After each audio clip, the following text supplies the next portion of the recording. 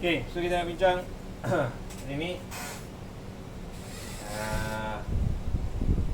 topik lah solar versus genset ataupun generator. Selepas ni nanti kita akan buat lah lebih sensasi solar versus electric / TMP. Okay, sekarang kita buat solar versus genset. Ini kita nak cerita tempat-tempat off grid. Tempat-tempat off grid bermaksud tempat-tempat yang tiada grid elektrik lah, yang TMP tak sampai. So kita nak buat comparison solar versus generator.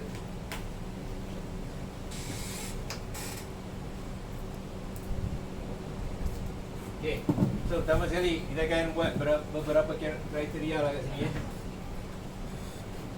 So supaya kita tahu apa yang solar menang, apa yang genset menang. So first kali kita akan buat comparison on demand.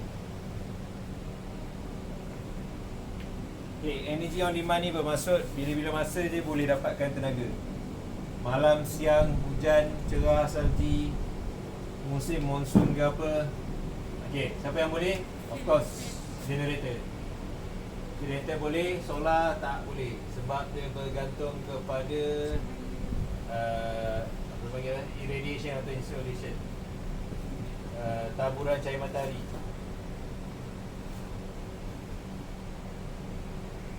Taburan ke kan? Kalau statistik kan, cahaya mana tabur kan. Okay, matahari. Solar memang ini salah satu kelemahan dia. Dia macam dia nak on demand boleh, tapi dia kena ada bateri besar, dan bateri ni sangat-sangat mahal. Bermaksud kalau nak beli sistem tu kena beli siap-siap dengan beli bateri, yang mana bateri tu lebih mahal.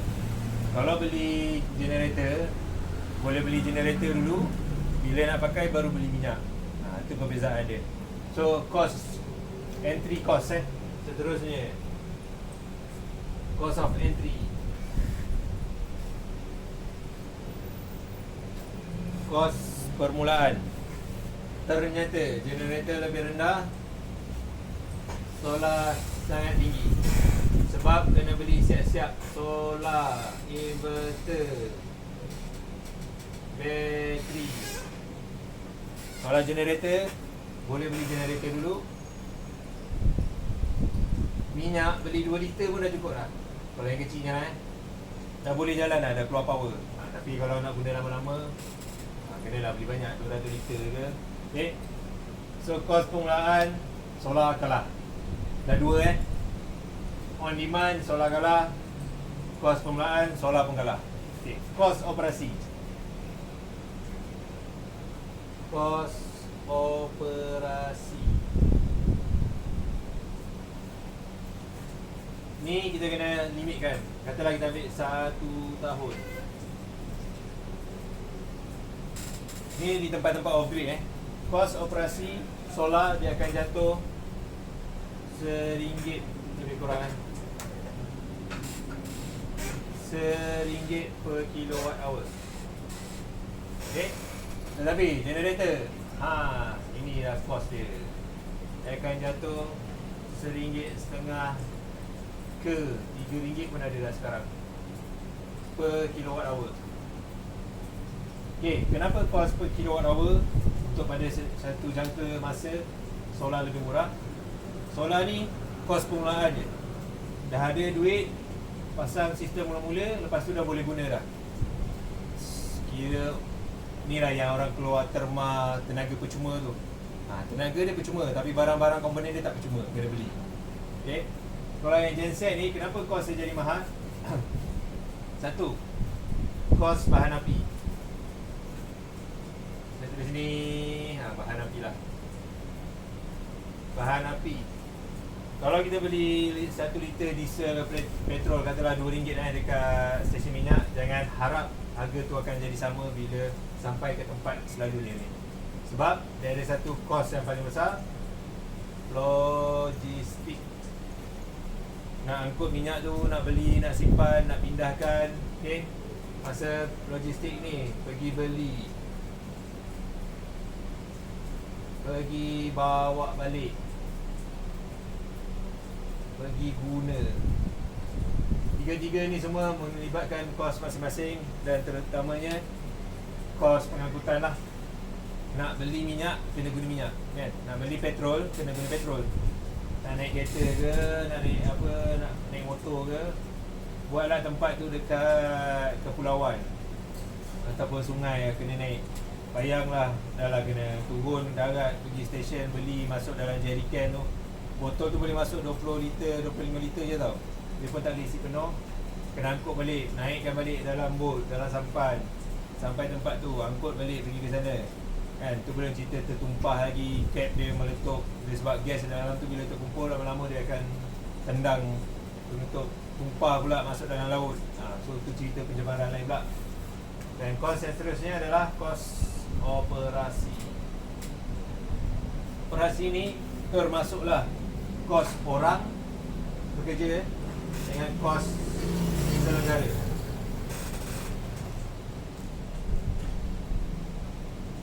Orang nak guna jasa ni kena ada orang tau. Memang dia manja lah, kena bela. Nak jaga, kena on, panaskan enjin, servis, tukar minyak hitam, apa lagi, kurangkan grease yang dah keras kat situ. Nak selenggara ni kena tukar, kalau ada spark plug, tukar spark plug, nak tukar minyak hitam, semualah macam maintain kereta. So ni kos-kos ni semula yang akan menyebabkan RM1.50 ke RM3. Baru-baru ni kami di perhentian guna 2 bilik chalet kecil. Dalam satu bilik tu ada 3 lampu, 1 kipas. Ada 2, so bermaksud ada 6 lampu, 2 kipas. Dan kawasan utama tu, tempat makan, mungkin dalam 5 lampu, 4 kipas macam tu. Dan ada peti sejuk semua. Setiap malam dia gunakan setengah. Satu tong tu ada 20 liter diesel, dia guna separuh. 1 liter jatuh RM3.50. Sebab satu tong tu RM60. RM60 harga barang saja, tak kira harga orang. So boleh bayang lah, satu malam RM35 hanya untuk beberapa lampu. Dengan tak kira lagi kos handling tu lah. Dia pun macam murah sebenarnya. Dia campur kos pengangkutan tu, saya rasa dalam RM4 juga tadi dia. Okay. So bila kita pasang solar, okay, solar ni pula orang cakap, dengarlah, ni kita kena cerita adil lah. Solar ni bukannya selama-lamanya okey. Benda first kali yang akan tukar adalah bateri. Bateri ni ideally 2 ke 3 tahun. Boleh sampai 4 tahun juga, tengok keadaan. Dan juga inverter lah. Inverter ni pun kadang dia buat ragam, mungkin kena tukar, mungkin kos ni akan naik balik. Tapi secara dasarnya, secara kasar, solar lebih jimat dari segi kos operasi. Okay. Faktor seterusnya, pencemaran.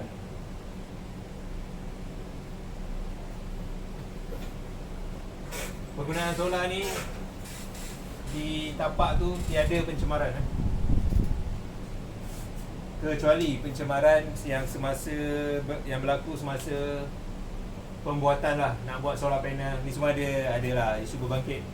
Nak buat panel solar, nak buat bateri tu semua industri berat yang mencemarkan alam. Tetapi pada tempat pemasangan, tempat kejadian tu tak ada pencemaran. Tak ada pencemaran yang seperti generator ni. Dan nak cerita berbalik pada pembuatan solar panel, bateri dan sebagainya. Perumpamaannya sama juga diberi pada kereta elektrik dan kereta biasa, kereta yang menggunakan combustion. Orang selalu cakap, kereta elektrik ni nak buat bateri, mencemarkan apa semua.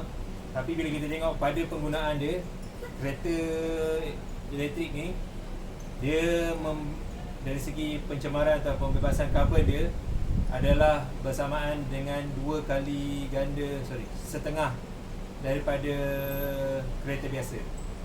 Contoh mudah, kalau kereta biasa boleh pergi 50 km menghasilkan X amount pencemaran, kereta elektrik boleh pergi 100 km. So maknanya dia kurangkan pencemaran hampir separuh lah daripada daripada kereta biasa. So sama juga lah cerita macam solar ni. Kalau kita buat research, banyak lah cakap solar panel ni heavy industry, pembuatan wafer, silikon ni semua kan, nak kena bakar, nak kena potong, nak gunakan logam logam nadir logam nadir, logam-logam yang rare. Okay, so kita berbalik pada generator. Ini memang jackpot lah kalau buat pencemaran dengan generator ni. Okay, dengan generator satu pencemaran, asap ni dalam dia ada carbon eh. Okay, orang duk canang-canang sekarang carbon footprint, carbon emission, carbon reduction. So sinilah datang dia. Daripada dalam asap ni ada emission. 1 liter petrol akan membebaskan 2.5 kg carbon. Okay, so kalau tempat generator ni, sayang lah kalau kat tempat-tempat pelancongan ke apa kan, pelancong-pelancong sekarang ni dia dah mula cakna lah pasal hijau-hijau ni kan. Diorang kira tau carbon footprint dia. Daripada tempat dia terbang, dia kira terbang sini, naik boat apa semua, dia nak pastikan carbon footprint dia tak melebihi apa yang diperlukan lah. Untuk offsetkan carbon tu mungkin dia tanam pokok ke apa. Benda ni jadi praktis tau. Tak ada siapa yang suruh, tapi dia dah jadi kesedaran. So asap dengan carbon ni memang checkmate lah untuk genset ni. Okay, nanti kalau tengok resort, genset dia memang dia letak seceruk yang boleh lah, buat bilik bertutup ke apa, ataupun letak dalam hutan. Sebab dia tak manis dipandang orang. Contoh you promote kehijauan, keindahan pantai, laut dan sebagainya, tapi bila tengok genset, kau keluar asap dekat belakang. Cerita tak payah keindahan sangat lah. Okay, dan bila cerita dengan grand tu, pencemaran, bunyi. Tempat-tempat industri, kebun, ladang, dusun tak ada hal, tapi tempat-tempat pelancongan, bingit dengan bunyi genset.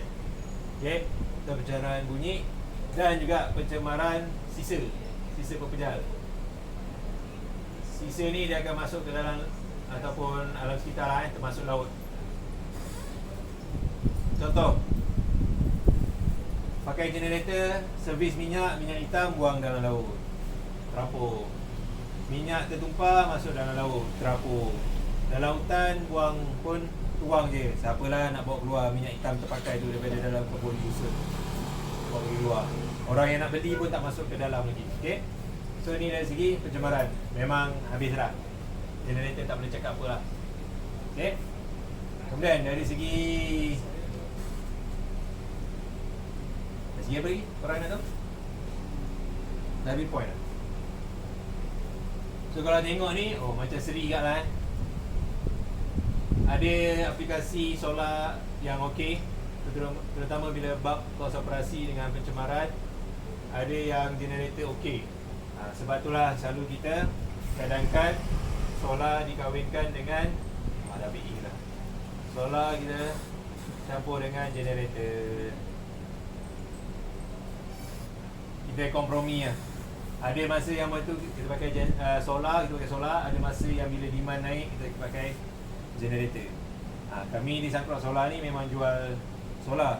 Sepatutnya kami akan cakap lah, tiaw kau-kau yang generator tak bagus apa semua, tapi kita praktikal. Okay, kita faham, walaupun sehabis boleh kita nak terapkan nilai-nilai cintakan alam dan sebagainya, realiti dan practicality masih lagi perlu ditawarkan lah kepada pengguna. Kalau tak, benda tu tak jadi kan. Contoh macam kami dulu di Myanmar, ada orang nak buat solar farm 100 megawatt lah, di tahun 2014. Kami tengok balik, setakat kalau nak buat solar farm 100 megawatt, mana dia nak tembak 100 megawatt ni. Walaupun itu bukan bidang kami lah, kami tak main sampai 1 kilowatt pun dah kira besar lah. Tapi secara logiknya, praktikal, kat mana nak letak solar farm ni, grid dia boleh tahan ke tak boleh tahan. So, dan 100 megawatt ni berapa lama pula dia nak buat solar farm tu, nak kena buat grid dia. So masa tu kami cadangkan sebenarnya, kami cadang pakai je diesel power plant. Diesel power plant 10 megawatt boleh pecah 10 tempat. Mana-mana tempat yang kritikal perlukan masa tu boleh pakai terus. So kita kena praktikal lah. Sebab masa tu Myanmar punya elektrifikasi baru 45%, 50%. So sangat-sangat kronik. Kadang sampai pergi airport pun, airport tak ada elektrik. Dekat terminal tu boleh blackout. So Itulah kita kena praktikal. Ada lagi kos apa, faktor apa yang korang nak? Jangka hayat dia. Oh, jangka hayat. Jangka hayat. Okay, jangka hayat solar panel. Ambil lah. Ambil lah macam tu. Panel 20 tahun.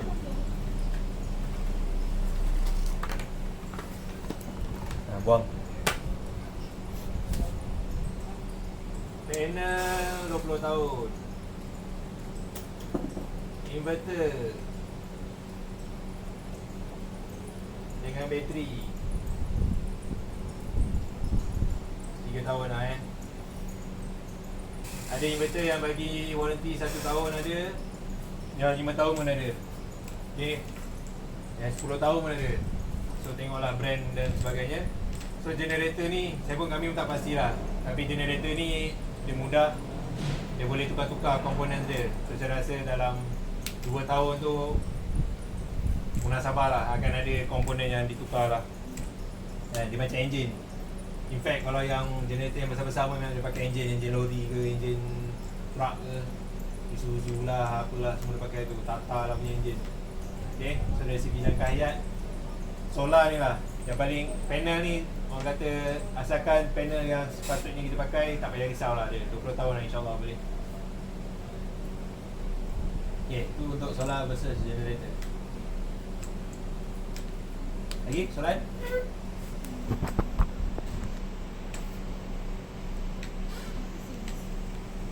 Itu ada penyelenggaraan selenggara Apa dia? maintenance. Demi apa? Maintenance. Maintenance. Jadi Ada masuk. ni maintenance solar. Okay, solar punya maintenance dia asas lah. Panel tu kalau rajin nak bersihkan, boleh bersihkan, tengok keadaan lah.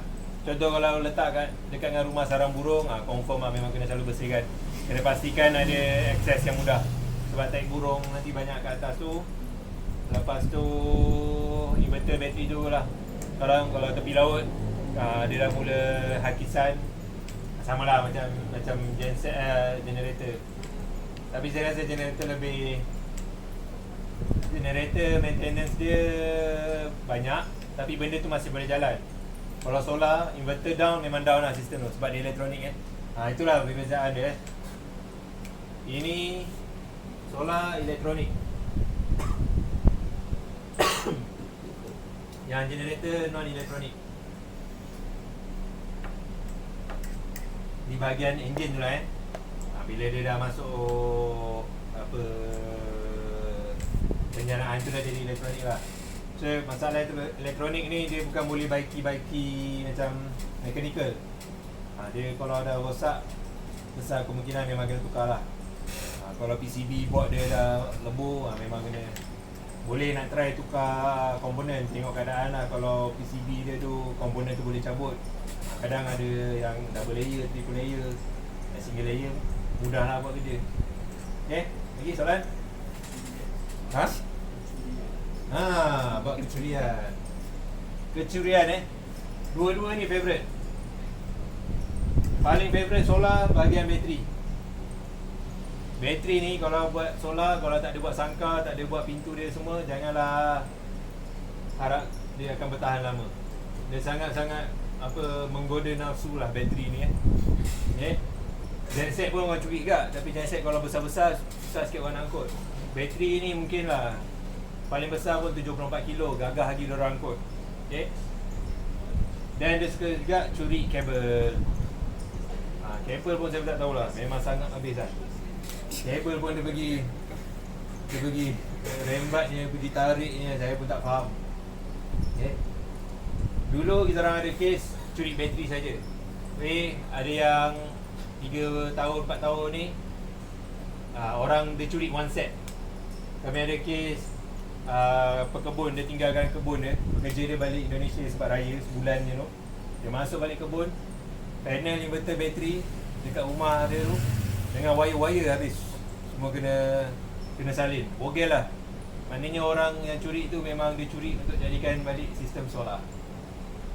Dulu orang curi bateri, dia jual dekat besi buruk je.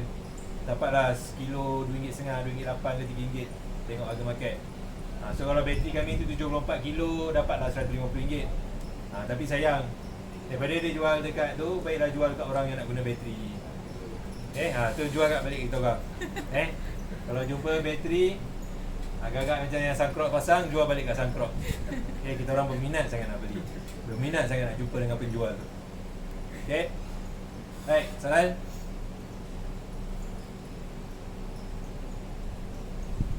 Soalan, berapa minit dah? 20. Okey dah tu. So ni solar versus generator. Cukuplah kita punya pengajaran untuk hari ni. Kita sambung pula PDPR nanti. Dah.